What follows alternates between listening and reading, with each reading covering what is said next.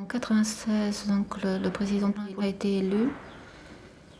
Et là, c'est ça là le chamboulement, hein. Donc il veut tout il veut tout refaire.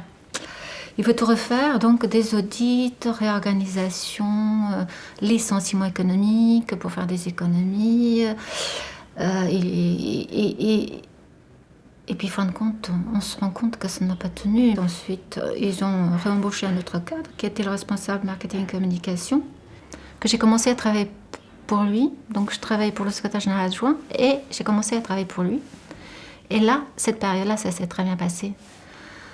Je le trouvais passionnant et passionné par ce qu'il faisait. Il y avait énormément de choses à faire. On n'avait pas de service communication, c'était tout nouveau. Et lorsqu'il est arrivé, il y avait plein de choses à faire. La plaquette de présentation de la fédération, des affiches, des documentations, etc. Il y avait énormément de choses à faire. Il était très exigeant dans le travail, la perfection, tout ça. Mais moi, j'aimais bien. Pour moi, ce qu'il y a, c'était un peu plus long. Puis tout d'un coup, il y a eu toute cette période où les secrétaires se sont succédés, où j'étais obligée aussi de travailler pour le secrétaire général. Et le président, ça faisait 3-4 cadres. Et là, peut-être que à ce moment-là, la surcharge de travail a fait que je ne pouvais pas donner satisfaction à tout le monde. On m'a surchargée de travail, et ça, je l'affirme. Surchargée de travail, je n'arrivais pas, en fin de compte, à satisfaire tout le monde parce qu'il fallait passer du coq à l'âne sans arrêt, parce qu'il y avait tous les appels téléphoniques à gérer, tous les comptes, les rapports à taper, les courriers, En plus, ils se sont lancés à ce moment-là dans des formations commerciales. J'ai l'impression qu'ils se servaient un petit peu de moi, parce que ça n'allait pas, si les objectifs n'étaient pas atteints. Bah oui, mais moi, j'ai pas de secrétaire, l'autre, je n'ai plus de secrétaire, moi, je n'ai pas de secrétaire. Un document, le président leur demandait un truc pour un tel jour, ils attendaient toujours la dernière minute. Ah, mais c'est à la frappe, j'ai pas de secrétaire. Donc c'était Maria qui n'avançait pas, qui ne faisait pas son travail. Moi, je me suis trouvée au milieu de ces trois personnes-là, tiraillées, au bout d'un moment, tiraillées par l'un, par l'autre.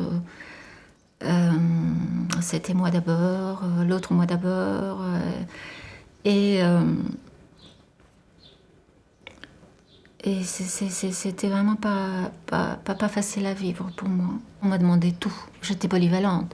C'était aller acheter des sandwichs, c'était aller faire des courses, parce qu'il y allait y avoir des réunions, qu'il fallait leur servir le café. C'était faire la vaisselle, faire le café, servir le café. C'était faire tout, quoi. C'était faire la secrétaire, la femme de ménage, et, et je me suis posé la question, et pourquoi on ne me respecte pas au bout d'un moment. J'avais vraiment le sentiment qu'on ne me respectait plus. Et c'était très déstabilisant. Et petit à petit, j'ai perdu un peu pédale, quoi. Je suis allée voir le médecin qui m'a prescrit des petits cachets. Donc après, ça allait un peu mieux, mais le stress, la fatigue, la peur de perdre son emploi, ça a été très dur à vivre. Et le responsable marketing et communication qui était très très exigeant, si son travail n'était pas vraiment fait, il me fixait une heure, il fallait que ce soit prêt à partir. Et comme j'avais des tas d'autres choses à faire, tous les appels téléphoniques à gérer, etc., parfois c'était pas prêt et ça pouvait attendre le lendemain. Un jour, pareil, c'était au mois d'août. Il est parti à midi, vers midi, il est revenu vers 3h et il m'a dit mon courrier est parti. C'était un mailing qu'il fallait que ça parte. Et moi, j'avais pas eu le temps de finir parce que c'était la période des vacances, que la collègue de bureau était en vacances. Et je n'ai pas pu finir, et j'ai dit, écoutez, je n'ai pas pu terminer, ça partira demain, le courrier est parti, à 15h, le courrier était parti. Et là, il m'a dit, non, il est hors de question, Et là, c'est parti, il ne me lâchait pas. Il était dans mon bureau, il ne me lâchait pas. Et je lui ai expliqué, voilà, je suis toute seule, comme vous le savez. J'ai travaillé pour un tel, j'ai fait ceci, j'ai fait cela. Je lui ai donné mon emploi de temps. Et il continue à me faire des tas de reproches. Je me rappelle plus de tout. Mais je sais que je lui ai dit, écoutez, à un moment donné, vous voyez, c'est pour ça peut-être, oui, je sais pas. Je lui ai dit, vous sortez du bureau, sinon je vous envoie quelque chose à la figure. Je suis partie et j'étais mal, je tremblais, j'étais seule, on m'a laissé rentrer seule, alors que je n'étais pas bien de toute façon. On m'a laissé rentrer seule, j'étais dans le métro et je pleurais, je tremblais, j'avais vraiment... je déambulais, je me rappelle comme si c'était encore aujourd'hui. C'est vrai que j'avais donné ma démission. C'était verbal, j'avais pas fait le courrier. Et là, déjà mon médecin, il m'a dit, mais il faut pas donner votre démission comme ça, vous n'êtes pas bien, vous allez vous reposer. Il m'a donné des médicaments pour dormir, pour essayer de dormir, de reposer. Il m'a arrêté 15 jours, il m'a dit, dès que ça va un petit peu mieux, vous revenez me voir. Mais ce jour-là, je suis partie, j'ai dit, j'ai tout perdu. Et j'étais même persuadée que j'allais être pénalisée parce que je suis partie du bureau et je dis plus jamais je ne pourrai retourner dans ce bureau-là. C'est impossible. Vous savez, c'est très difficile de vivre dans la souffrance comme ça, alors que vous essayez de faire pour le mieux. Et vous avez l'impression qu'il n'y a pas de justice. Qu'il n'y a pas de justice parce que ça dure des mois, ça dure à 4 ou 5 ou 6 ans. J'ai une maladie, disons, de cœur qui est l'arythmie cardiaque, qui est traitée par, bien sûr, aujourd'hui par médicaments et contrôlée, mais qui, disons, c'est disons, découverte il y a 2-3 ans en arrière et que mon médecin met sur on va dire le stress, entre guillemets, le stress de l'activité, du métier que je fais. Je représente une entreprise de concession automobile voitures sans permis qui a depuis une dizaine d'années et qui a suivi une évolution disons, assez importante ces 4 ou 5 dernières années et qui ont augmenté les charges de responsabilité tant au niveau, disons, importance en volume, mais responsabilité avec les banques, les fournisseurs. La tâche des mécaniciens est d'effectuer le travail qu'on leur confie, mais sans se soucier disons, de la difficulté qu'on peut avoir après avec le client parce que le travail n'est pas rendu dans les temps, parce qu'on va avoir remplacé plus de pièces que prévu. Donc, ils ont une obligation de résultat, comme j'en ai une vis-à-vis du client. Et il ne la supporte pas, cette obligation de résultat vis-à-vis du client. La relation à ce moment-là avec le personnel est parfois, ça se passe toujours bien, je ne veux pas dire que ça ne se passe, mais il y a une contrainte d'une part de leur côté et une part du mien parce que je souhaiterais effectivement que le travail et la production suivent ces pics. Et que ce n'est pas toujours facile. Hein. On a l'impression qu'étant responsable d'une entreprise, on est assis derrière son bureau et que on pourrait aussi venir donner ou venir aider. Je pense que là, il y a d'autres... les gens d'atelier ne voient pas toujours que le travail n'est pas le même. Il est peut-être moins physique en ce qui me concerne.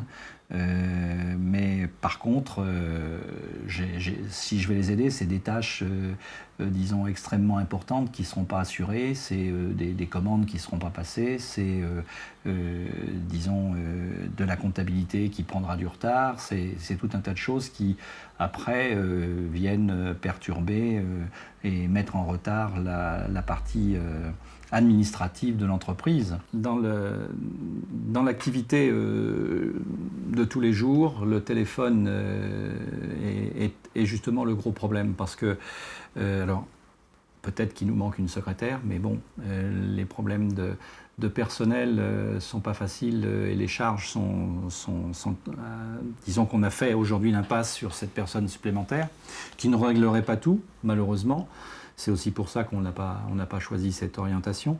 Et c'est vrai que dans une journée, entre le téléphone, les clients qui se présentent eh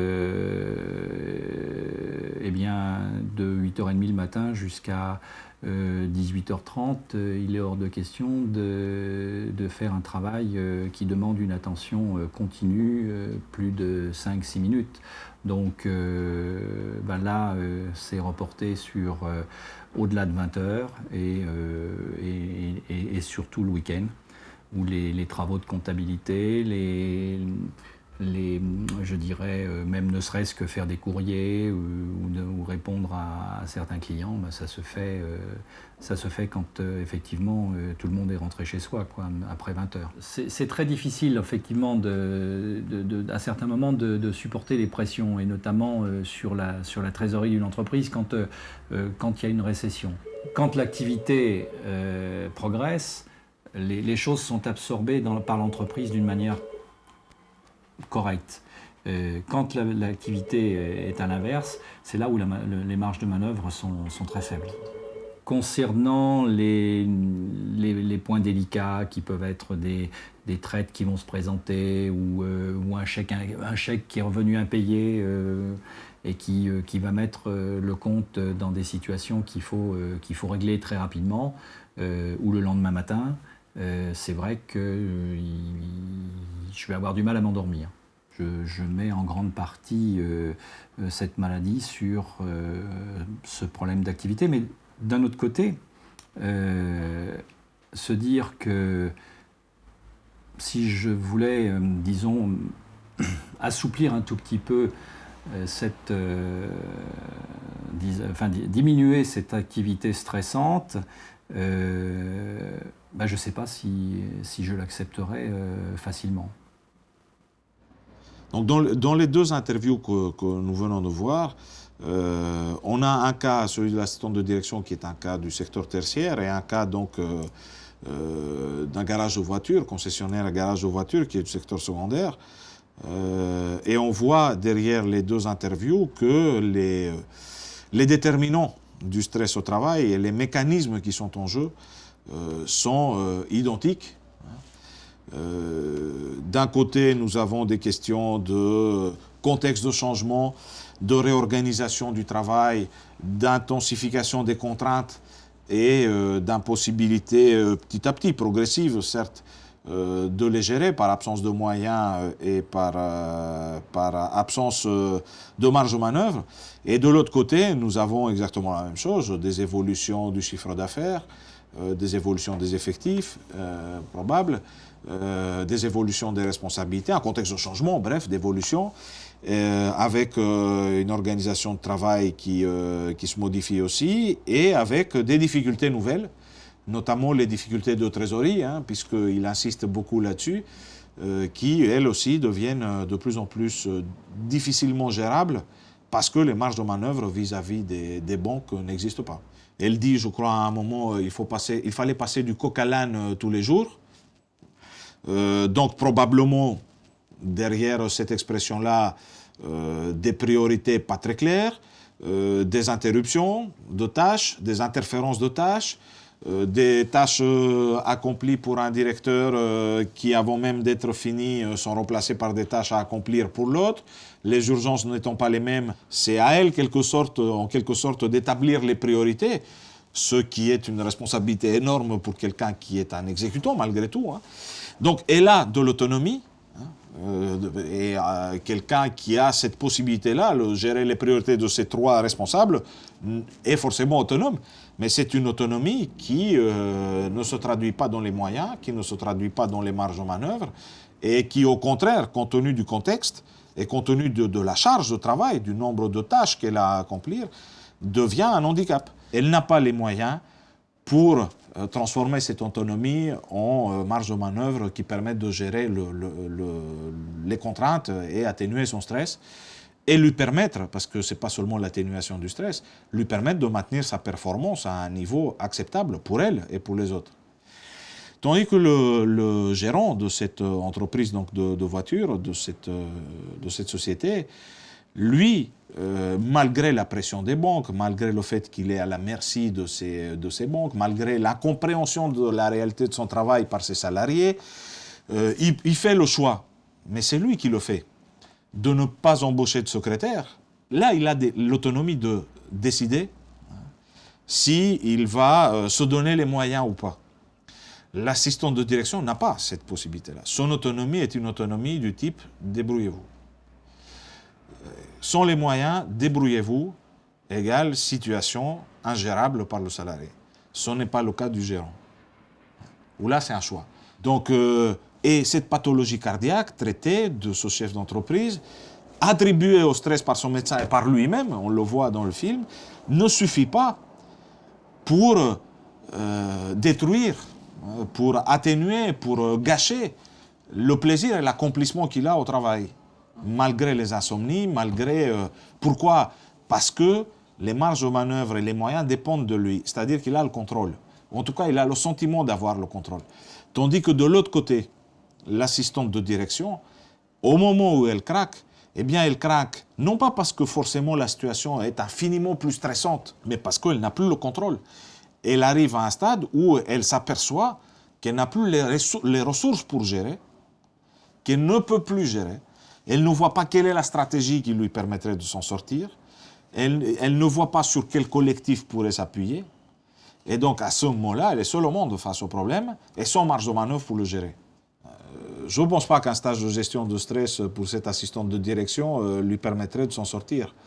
Elle aurait toujours la même charge de travail, les mêmes ordres contradictoires, les mêmes conflits avec les trois personnalités qui la dirigent, la même impossibilité d'agir en fonction des urgences, des priorités, des charges qui lui sont attribuées.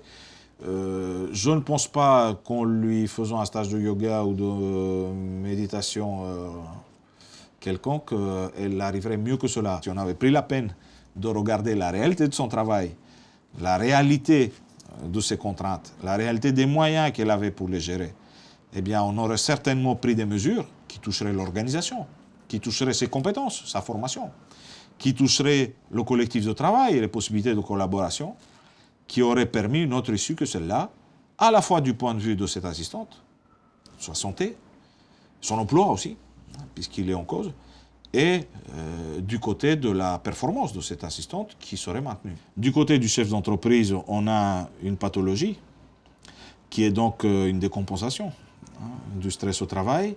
Il paye de sa personne, il paye un prix pour pouvoir continuer à travailler. Il dit ne pas savoir s'il serait capable de s'en passer. Qu'est-ce que c'est la prévention? Lui apprendre à gérer ses insomnies, en faisant la compta éventuellement.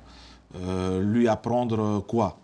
L'action possible, c'est dans la reconnaissance de son travail réel, dans la mise en place de collaboration, de coopération avec ses collaborateurs qui vont mieux comprendre finalement les contraintes en travaillant avec lui, et donc par là même la création de marge de manœuvre et de nouveaux moyens collectifs pour gérer les contraintes. Le problème avec les banques, on ne le changera pas, qu'ils fassent un stage ou qu'ils en agissent sur autre chose. Mais la capacité de gérer collective de son entreprise, de gérer ce problème avec les banques et la trésorerie quotidienne, peut changer. Donc voilà, je crois que quand on considère que le stress au travail, comme d'ailleurs d'autres problèmes de santé au travail, sont le résultat de tensions et de déséquilibres très forts dans le rapport que l'acteur, le salarié, a avec l'organisation, avec les autres. Déséquilibre en sa défaveur parce que les contraintes augmentent et les moyens qu'il dispose pour les gérer, les marges de manœuvre qu'il a pour utiliser ces moyens-là, individuels et collectifs, n'augmentent pas, voire diminuent. Et là, qu'on parle du stress, qu'on parle des TMS, qu'on parle d'autre chose, l'issue est la même.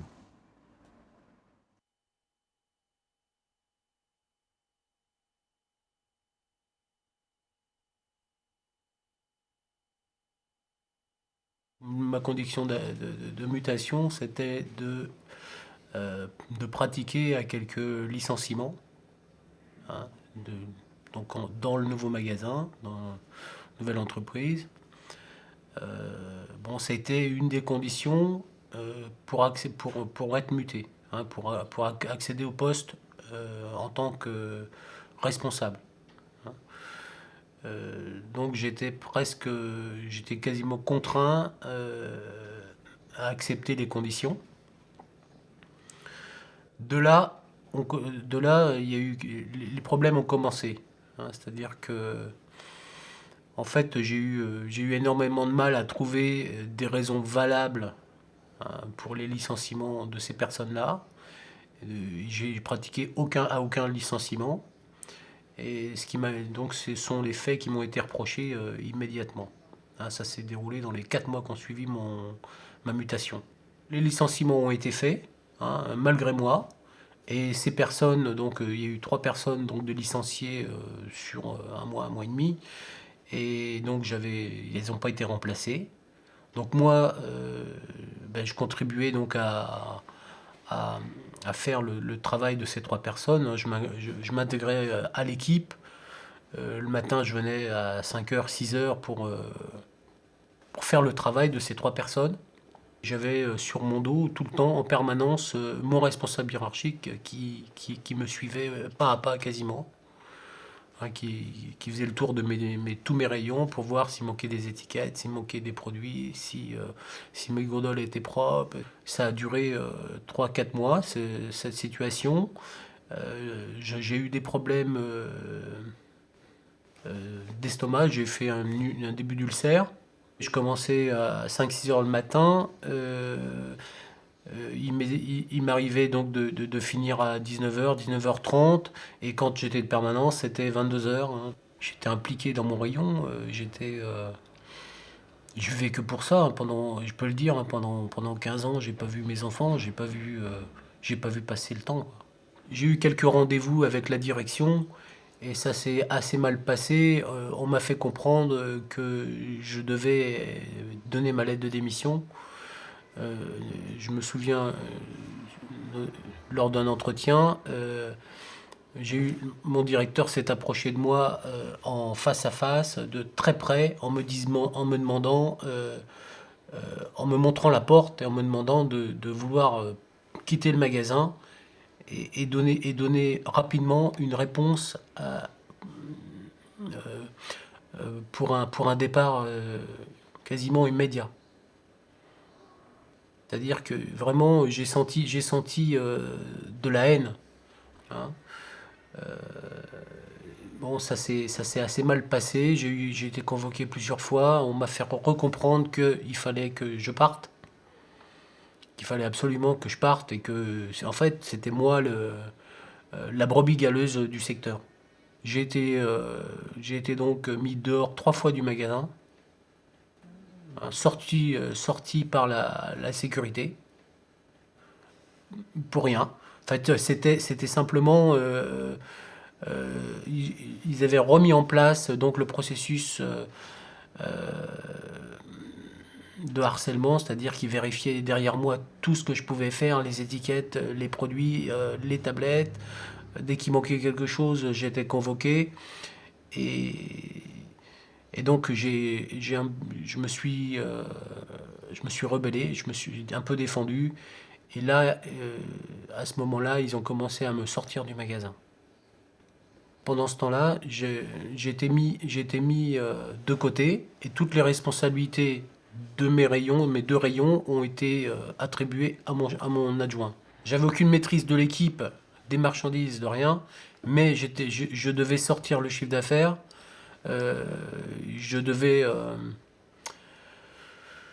j'étais responsable du résultat final. Je me suis senti isolé par rapport à l'équipe. C'est-à-dire que j'avais aucun contact avec mes collègues. Je me sentais carrément à l'écart. Hein, j'adressais plus la parole à qui que ce soit. Je menais une vie d'enfer à ma famille, quoi, à mes enfants, à ma femme. On était vraiment sur le point presque de se séparer, quoi. Hein, j'ai dû faire un travail sur moi-même et j'étais suivi donc par un psychologue. Je provoquais les situations de crise, hein, pour pouvoir me lâcher, me libérer de ce que je pouvais ressentir au travail, de ce que j'avais pu accumuler. Je me sentais à la fois victime et coupable, enfin, je dirais même plus coupable qu'autre chose, parce que je ne comprenais pas pourquoi j'étais arrivé à cette situation-là. Je ne pouvais pas accepter le fait de quitter cette société-là. Euh, J'étais vraiment... comment... J'étais vraiment acculé. C'est-à-dire que la seule solution pour moi, c'était de quitter, mais c'était pas quelque chose de voulu. Dans ces sociétés-là, on renouvelle sans cesse euh, l'organisation, les managers, et à un moment donné, on arrive au bout du chemin. C'est-à-dire que vous pouvez pas forcément évoluer vers un autre poste, et vous devenez encombrant, vous devenez gênant pour l'entreprise. Hein, donc oui, je pense, que c'est une politique euh, de nettoyage. Hein. On va dire le terme, c'est du nettoyage pur et simple. C'était impossible pour moi d'en parler parce que j'étais sensible par rapport à la situation, et que bon, je pouvais. Euh, ben, bon, il m'est arrivé de pleurer par rapport à quand j'en parle. Bon, je suis assez touché par rapport à ça. Dans le temps, on se dit, ah oui, effectivement, ça a commencé là. Mais sur le moment, on ne peut pas s'en rendre compte. C'est assez difficile. Et le faire comprendre à son entourage, alors là, je crois que c'est encore... c'est ce qu'il y a de plus difficile encore. J'essaye de me réorienter donc dans un autre secteur d'activité. Euh, je crois... Enfin, j'arrive tout juste à pouvoir à sortir un peu du trou, c'est-à-dire ben, j'envisage vraiment une autre profession, et cette expérience, cette formation d'un an m'a permis de rebondir par rapport à la situation antérieure, à la situation de crise.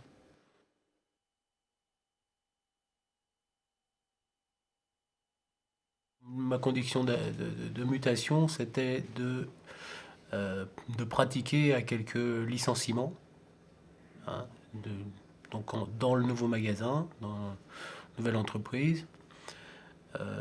Bon, ça a été une des conditions pour être muté, hein, pour accéder au poste en tant que responsable.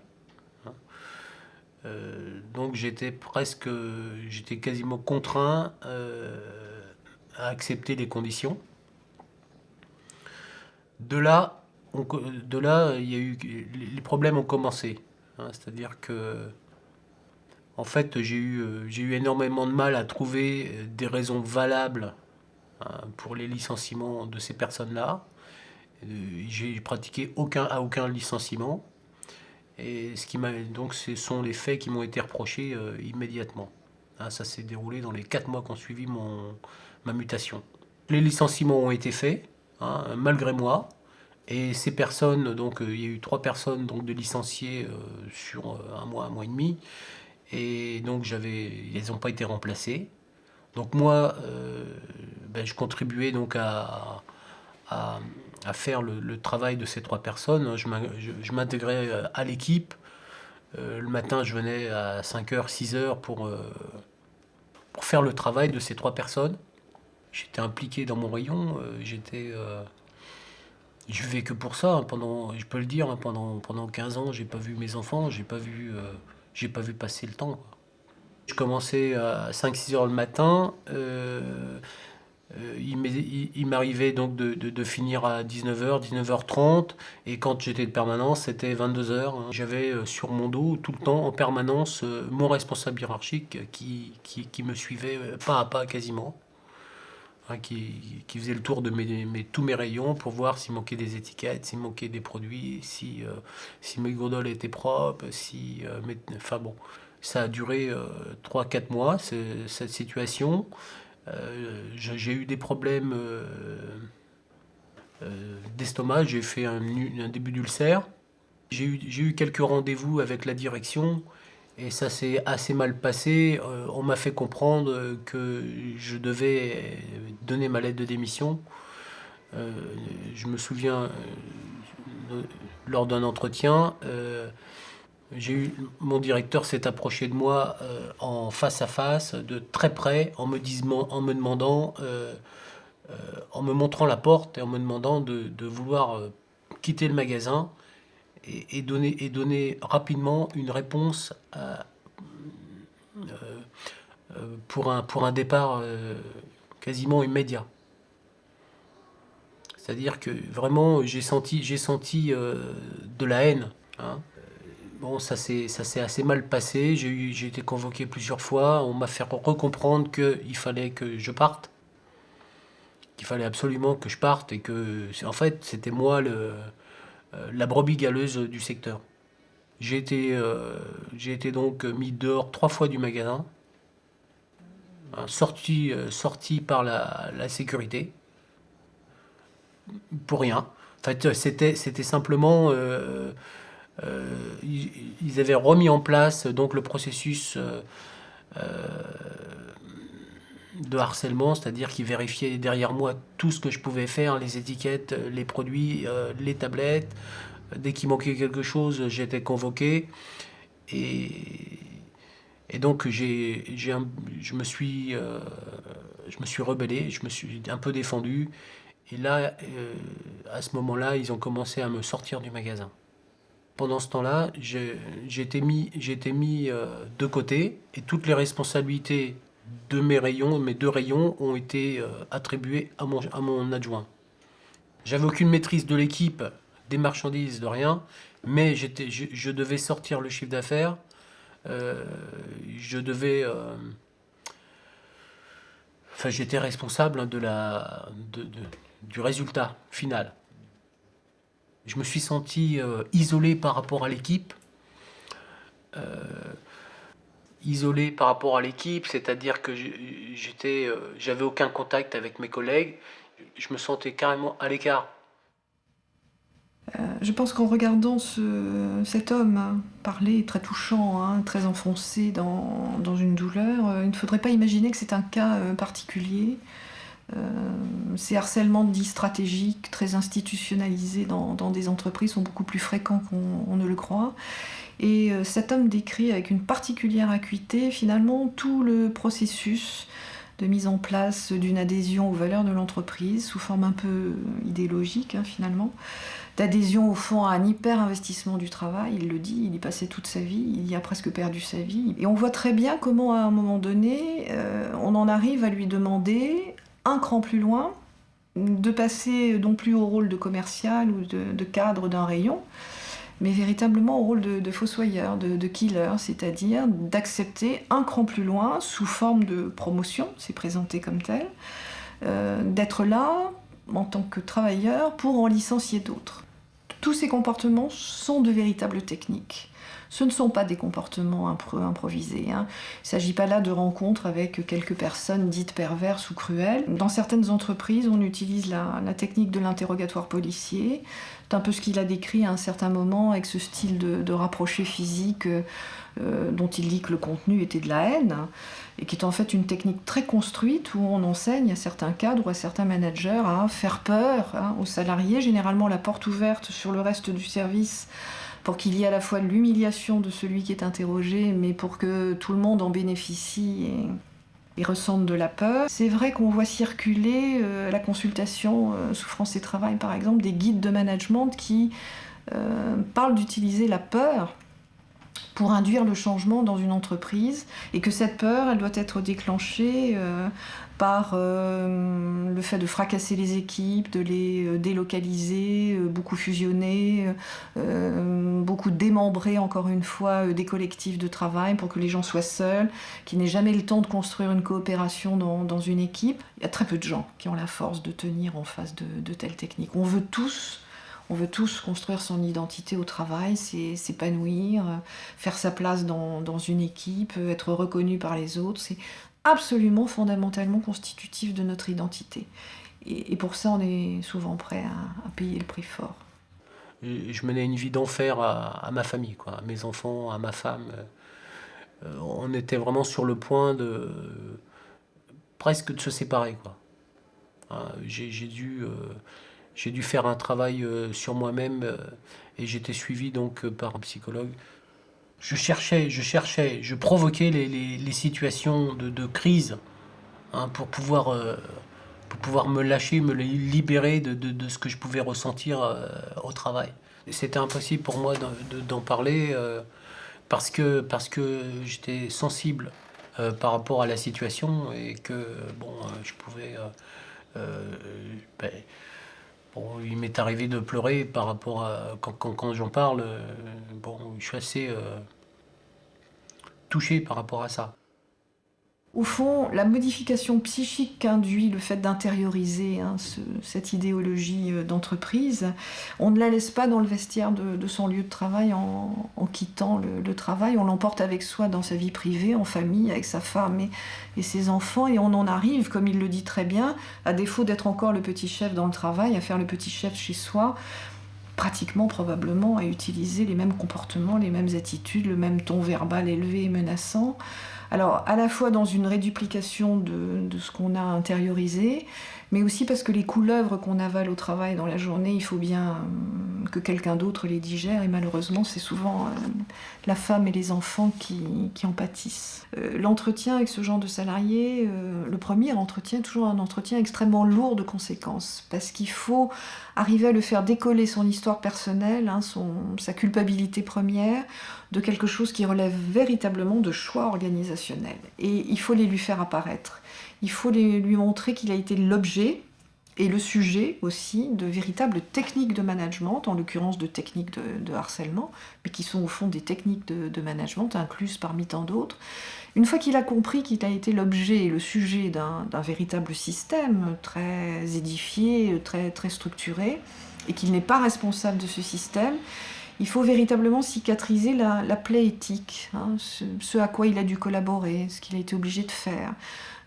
Il a fait souffrir sa femme et ses enfants, cet homme, il le sait, il en a conscience. Il a essayé, sans y arriver, comme il le dit, je n'ai pas bien fait mon travail, de faire souffrir des salariés de son équipe pour s'en débarrasser. On lui a quand même demandé, et il a infligé de la souffrance à d'autres. Et il en éprouve maintenant. Donc cicatriser toutes ces béances, toutes ces plaies implique de donner du sens à tout ce qu'il a traversé, et surtout d'extraire de toute cette dérive de la notion de travail le sens véritable du travail et la centralité du travail dans la construction personnelle. Et je me sentais à la fois victime et coupable. Enfin, je dirais même plus coupable qu'autre chose, parce que je ne comprenais pas pourquoi j'étais arrivé à cette situation-là. Je ne pouvais pas accepter le fait de quitter cette société-là. J'étais vraiment... J'étais vraiment acculé.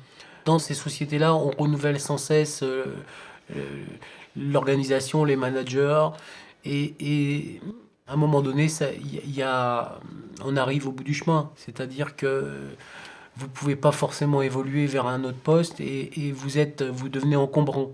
Vous devenez gênant pour l'entreprise. Donc je pense que c'est une politique de nettoyage. On va dire le terme, c'est du nettoyage pur et simple. Dans le temps, on se dit, ah oui, effectivement, ça a commencé là. Mais sur le moment, on ne peut pas s'en rendre compte. C'est assez difficile. Et le faire comprendre à son entourage, alors là, je crois que c'est encore... c'est ce qu'il y a de plus difficile encore. Je pense que dans 90% des cas, on tombe sur des dysfonctionnements organisationnels qui dérapent et qui se transforment en harcèlement. Dans 90% des cas, on est dans du harcèlement stratégique, comme cet homme vient de le décrire de manière exemplaire et avec courage. Harcèlement transversal aussi, quand toute une équipe se ligue contre un bouc émissaire, qui est souvent celui qui est le plus authentique sur l'exécution du travail, qui ne lâchera pas sur les moyens qu'on doit lui donner et les conditions de travail dans lesquelles il effectue ses tâches pour que le travail soit bien fait. Le harcèlement dépasse de loin l'histoire du pervers et de la victime. Donc la solution de sortie de ce type de stratégie idéologique managériale, c'est quand même le retour à la loi, au code du travail et à une action beaucoup plus forte et beaucoup plus étayée des acteurs de soins et de prévention, des comités techniques, des CHSCT, des délégués syndicaux et puis des DRH, des chefs d'établissement qui sont garants devant la loi de la santé mentale et physique de leurs salariés. Tout un réseau d'acteurs de prévention et de soins dans l'entreprise et hors l'entreprise qui devrait pouvoir finalement instiller une sorte de contre-attaque éthique à ce type de dérapage. Sauf que ces dérapages sont les 3/4 du temps parce qu'ils s'appuient sur un déni de la souffrance provoquée et sur une construction collective un peu délirante. Sauf que, encore une fois, ce style managérial est tellement intériorisé qu'interrogés séparément, les cadres qui agissent comme ça ne mesurent pas à quoi ils adhèrent et non plus ce qu'ils infligent aux autres.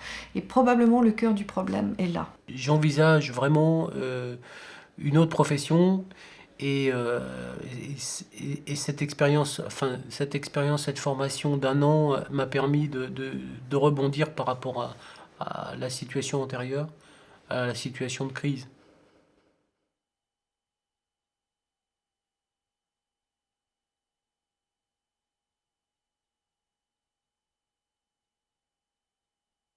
J'ai reçu un allocataire, on appelle ça, donc un monsieur qui venait pour percevoir l'allocation logement. Au vu de son dossier, il me manquait une quittance de loyer, pour lequel je lui ai dit, donc il me manque cette quittance de loyer, rapportez-moi cette quittance afin que je puisse régulariser vos droits.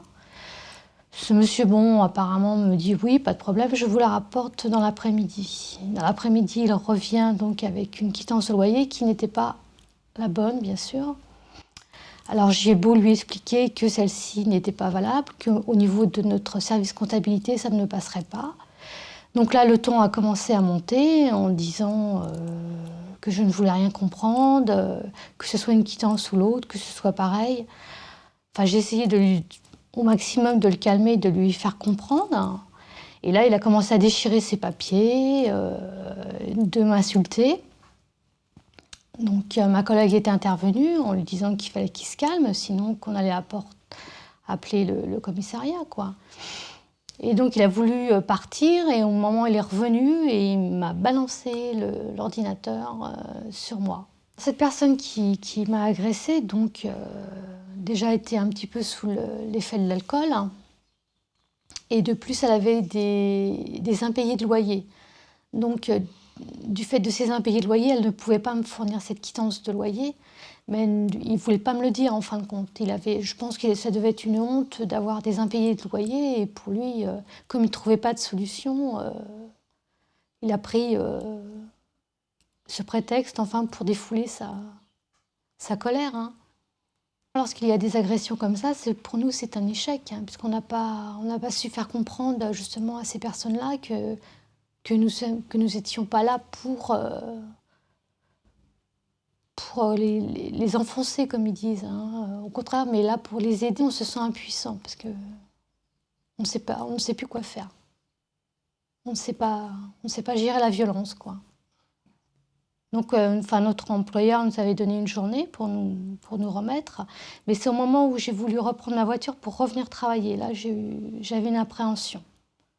C'est le fait de revenir sur le lieu et puis comment ça va se passer, quoi. Est-ce qu'il va de nouveau avoir une agression? Est-ce qu'il va être là? Disons que le travail, après, donc, nous fait oublier un petit peu cette agression, quoi. Mais dès l'instant qu'il y a un allocataire qui, tout de suite, a le ton qui monte, c'est vrai qu'on ne sait plus comment réagir, quoi. Est-ce qu'on doit nous aussi élever le ton? Est-ce qu'on doit le calmer? On ne sait plus du tout comment réagir du tout. On forme une bonne équipe. En général, dès l'instant qu'on entend le ton qui monte un petit peu, on vient aider notre collègue pour savoir si on peut éventuellement l'aider ou reprendre la personne de façon qu'elle voie un autre interlocuteur. Est-ce qu'elle va mieux se calmer, etc. hein. Lorsqu'il y a un cas qui est difficile, on est obligé de l'emmener chez nous. hein. Je ne peux pas, sortir de mon travail, me dire stop, arrête, j'y pense plus. Non, forcément, on est obligé de penser, voir ce qu'on pourrait faire. Et puis, même le lendemain, c'est souvent qu'on en rediscute après avec mes collègues. Normalement, je dois être qu'administratif, mais on est obligé de rentrer dans le social avec ces familles. hein. On ne peut pas les laisser. Tout ce qui est administratif, c'est pas. Enfin, je me sens pas le courage, moi, personnellement, de lui dire que je suis là que pour remplir les papiers ou lui prendre ses papiers et ne pas l'aider un petit peu moralement, ou même dans ses démarches au niveau du service social. Oui, il y a beaucoup de familles qui pleurent, oui. Énormément. Et lorsqu'on leur donne des réponses négatives, il y a énormément, oui, de gens qui pleurent. Ça nous est arrivé aussi de donner des tickets de métro, de l'argent, pour qu'ils retournent chez eux ou pour qu'ils mangent. Ça nous est arrivé, oui. On est obligé, Parce qu'on ne peut pas faire autrement que par un geste, hein, si on ne peut pas les aider autrement. Donc, au bout d'un moment, il y a un épuisement moral. hein.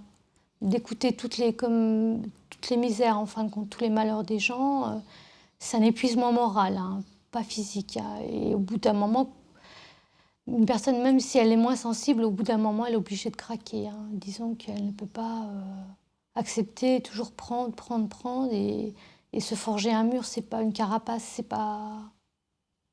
Enfin, j'en connais pas encore de personnes comme ça. C'est vrai que de temps en temps, on aimerait bien prendre un petit peu de distance pour pouvoir se ressourcer, quoi.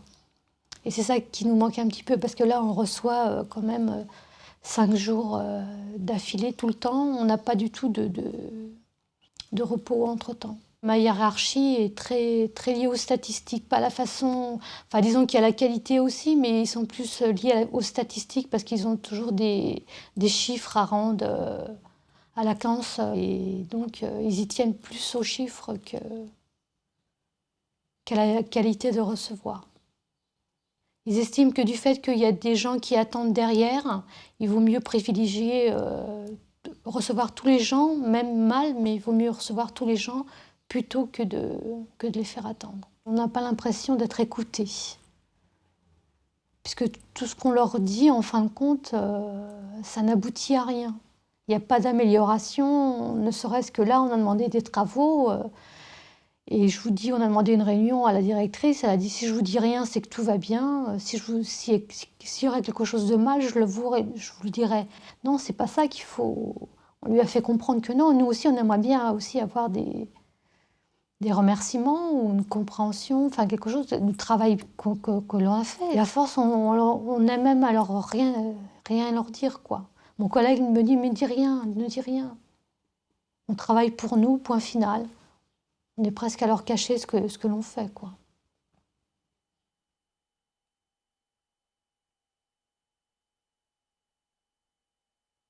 J'ai reçu un allocataire, on appelle ça, donc un monsieur qui venait pour percevoir l'allocation logement.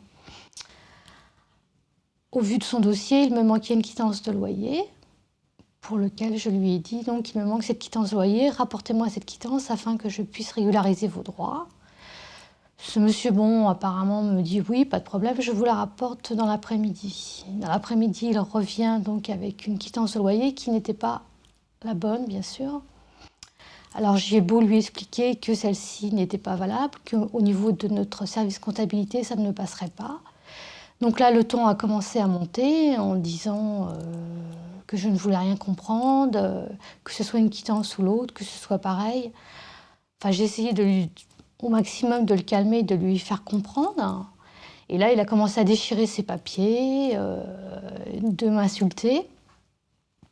Donc ma collègue était intervenue en lui disant qu'il fallait qu'il se calme, sinon qu'on allait appeler le commissariat, quoi. Et donc il a voulu partir et au moment où il est revenu, et il m'a balancé l'ordinateur sur moi. C'est-à-dire on met en place, on entend parler que de ça, des cellules d'écoute, des débriefings, bon. Bien, c'est bien, il faut le faire.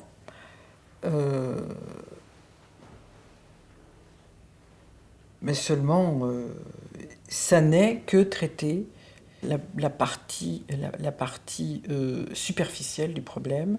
Et il me semble que ne s'en tenir qu'à ça, c'est quand même léger, c'est quand même ne pas voir quelles sont les causes réelles des difficultés des gens et du fait qu'ils craquent après une agression. Souvent, on pense que les problématiques d'agression, c'est des problématiques de traumatisme, de stress post-traumatique, de peur. C'est vrai, c'est comme ça, c'est vrai. Mais c'est vrai quand on travaille dans un environnement vraiment dangereux, je sais pas, les convoyeurs de fonds ou les gens qui sont systématiquement ou qui agressés, mais c'est pas à évacuer cette affaire-là. Mais c'est plus compliqué, quoi. Cette personne qui m'a agressée, donc, déjà était un petit peu sous l'effet de l'alcool. Et de plus, elle avait des impayés de loyer. Donc, du fait de ces impayés de loyer, elle ne pouvait pas me fournir cette quittance de loyer. Mais il ne voulait pas me le dire, en fin de compte. Je pense que ça devait être une honte d'avoir des impayés de loyer. Et pour lui, comme il ne trouvait pas de solution, il a pris ce prétexte, enfin, pour défouler sa colère. Hein. Donc, notre employeur nous avait donné une journée pour nous remettre. Mais c'est au moment où j'ai voulu reprendre ma voiture pour revenir travailler. Là, j'avais une appréhension. C'est le fait de revenir sur le lieu et puis comment ça va se passer, quoi. Est-ce qu'il va de nouveau avoir une agression? Est-ce qu'il va être là? Enfin, disons que le travail, après, donc, il nous fait oublier un petit peu cette agression, quoi. Mais dès l'instant qu'il y a un allocataire qui, tout de suite, a le ton qui monte, c'est vrai qu'on ne sait plus comment réagir, quoi. Est-ce qu'on doit nous aussi élever le ton? Est-ce qu'on doit le calmer? On ne sait plus du tout comment réagir du tout. Lorsqu'il y a des agressions comme ça, pour nous, c'est un échec, hein, puisqu'on n'a pas su faire comprendre justement à ces personnes-là que nous étions pas là pour les enfoncer, comme ils disent. Hein. Au contraire, mais là, pour les aider, on se sent impuissant, parce qu'on ne sait plus quoi faire. On pourrait se dire, à ce moment-là, elle applique les règles, et puis elle désinvestit son travail, etc. Or, justement, c'est dans ces situations-là, quand les gens se retrouvent confrontés à quelqu'un qui incarne l'administration dans toute sa froideur, etc., qu'elle va être agressée. Et tout le travail, en fait, tout ce qu'elle fait dans son travail réel, c'est faire en sorte de répondre aux demandes et aux difficultés de ces gens-là, de façon à ne pas être agressée, hein, de façon à minimiser le risque d'agression. Donc c'est justement, c'est là-dedans que se situe la difficulté. C'est justement parce qu'elle s'investit, parce qu'elle comprend, parce qu'elle écoute, qu'elle va minimiser le danger. Elle montre ce qu'il y a derrière, en fait, une agression. Au quotidien, ils sont insultés, l'objet d'incivilité. Et ça renvoie vraiment au sens du travail, au sentiment d'utilité, à l'estime de soi, au soutien social qu'on a dans l'entreprise ou pas. On forme une bonne équipe, en général. Dès l'instant qu'on entend le ton qui monte un petit peu, on vient aider notre collègue pour savoir si on peut éventuellement l'aider ou reprendre la personne de façon qu'elle voie un autre interlocuteur, est-ce qu'elle va mieux se calmer, etc. Lorsqu'il y a un cas qui est difficile, on est obligé de l'emmener chez nous. Hein. Je ne peux pas, sortir de mon travail, me dire stop, arrête, j'y pense plus. Non, forcément, on est obligé de penser, voir ce qu'on pourrait faire. Et puis, même le lendemain, c'est souvent qu'on en rediscute après avec mes collègues. Normalement, je dois être qu'administratif, mais on est obligé de rentrer dans le social avec ces familles. Hein. On ne peut pas les laisser... tout ce qui est administratif, c'est pas... Enfin, je ne me sens pas le courage, moi, personnellement, de lui dire que je suis là que pour remplir les papiers ou lui prendre ses papiers et ne pas l'aider un petit peu moralement, même dans ses démarches au niveau du service social. Faire juste seulement son boulot administratif, moi, ça me semble être du déni. de penser que c'est possible, parce qu'il n'y a pas d'adaptation, il n'y a pas d'adaptabilité à la personne, à sa demande, à sa souffrance. Imaginons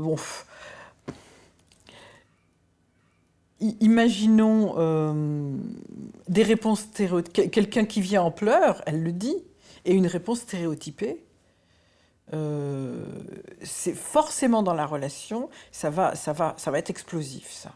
Oui, il y a beaucoup de familles qui pleurent, oui, énormément. Et lorsqu'on leur donne des réponses négatives, énormément, oui, de gens qui pleurent.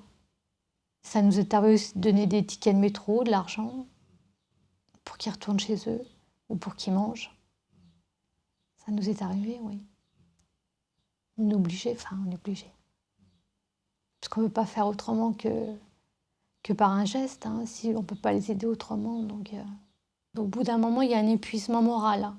D'écouter toutes les misères, en fin de compte, tous les malheurs des gens, c'est un épuisement moral, hein, pas physique. Hein. Et au bout d'un moment, une personne, même si elle est moins sensible, au bout d'un moment, elle est obligée de craquer. Hein. Disons qu'elle ne peut pas accepter, toujours prendre, et se forger un mur, c'est pas une carapace, c'est pas... Elle souffre d'impuissance. Hein. Elle souffre de ne pas pouvoir répondre à ces gens qui sont eux-mêmes en difficulté sociale et en souffrance. Et elle est vraiment empathique, quoi. Elle est vraiment dans la compréhension de leurs problèmes. Et ça la fait souffrir, même quelquefois de rajouter, quoi. C'est ça qui me paraît important, c'est ce qu'elle exprime de sa souffrance à elle, qui n'est pas une souffrance liée à la peur. C'est vrai que de temps en temps, on aimerait bien prendre un petit peu de distance pour pouvoir se ressourcer, quoi. Et c'est ça qui nous manque un petit peu, parce que là, on reçoit quand même 5 jours d'affilée tout le temps. On n'a pas du tout de repos entre-temps. Ma hiérarchie est très, très liée aux statistiques, pas la façon... Enfin, disons qu'il y a la qualité aussi, mais ils sont plus liés aux statistiques parce qu'ils ont toujours des chiffres à rendre à la classe. Et donc, ils y tiennent plus aux chiffres qu'à la qualité de recevoir.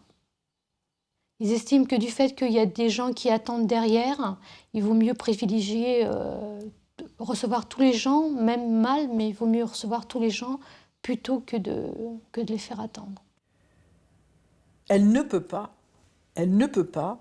se cantonner au travail prescrit, et il n'y a que le travail prescrit, ou la conformité au travail prescrit, qui est reconnue par l'administration.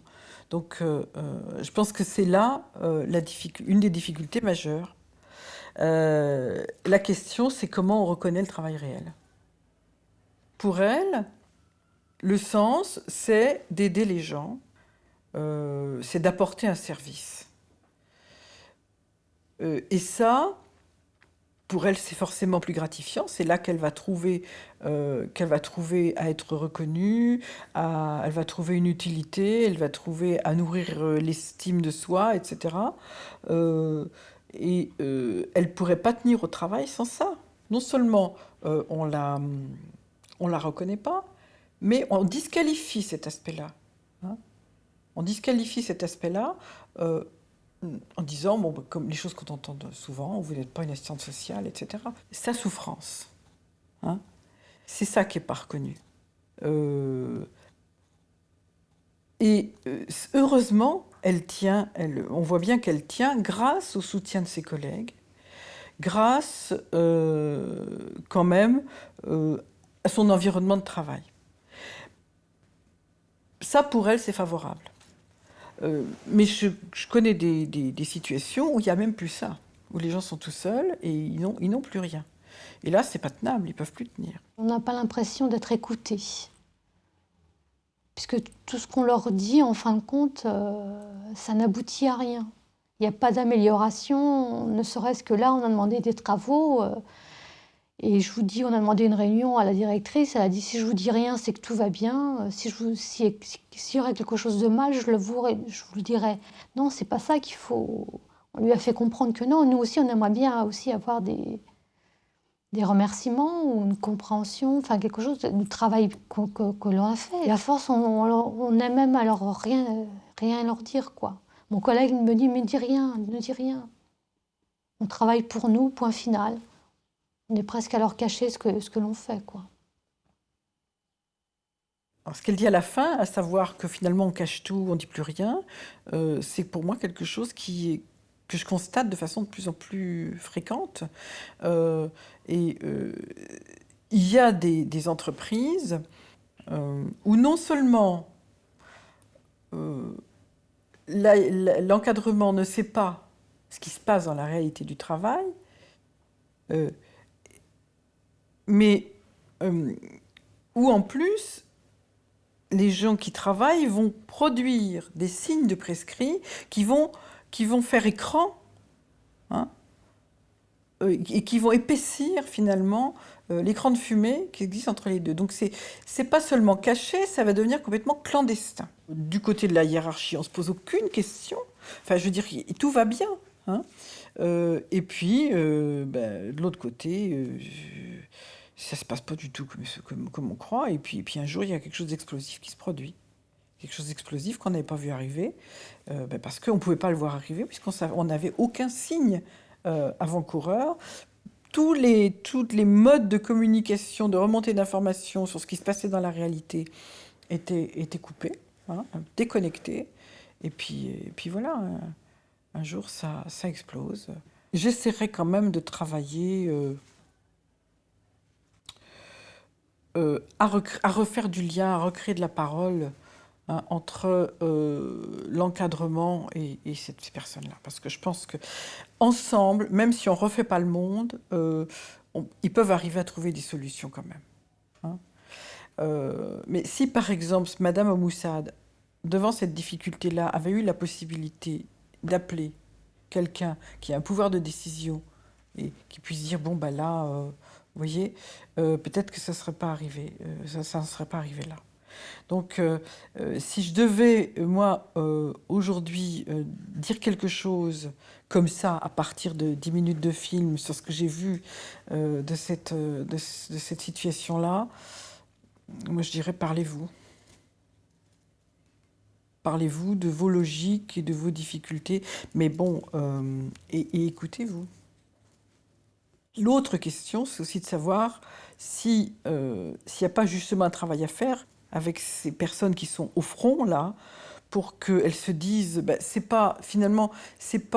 j'ai pas forcément à désinvestir mon travail, mais j'ai peut-être à ne pas m'identifier à l'entreprise dans laquelle je suis, que je sois identifiée à mon métier, oui, mais que je sois identifiée à mon entreprise, peut-être pas. L'impuissance, c'est aussi dans ces termes-là qu'il faut la voir. C'est que c'est pas de leur impuissance dont il s'agit, mais c'est de l'inadaptation de l'entreprise ou de l'institution qu'elle représente, hein. Alors, c'est vrai qu'après, c'est vécu sur le plan personnel, mais c'est quelque chose qui est de l'ordre du travail et pas de l'être. Et j'ai peut-être pas forcément à répondre de tous les dysfonctionnements de mon entreprise. Vous voyez, c'est peut-être à ce niveau-là qu'il faut voir, qu'il faut analyser la question de l'impuissance. C'est que à elles toutes seules, elles vont pas vider l'océan avec une petite cuillère.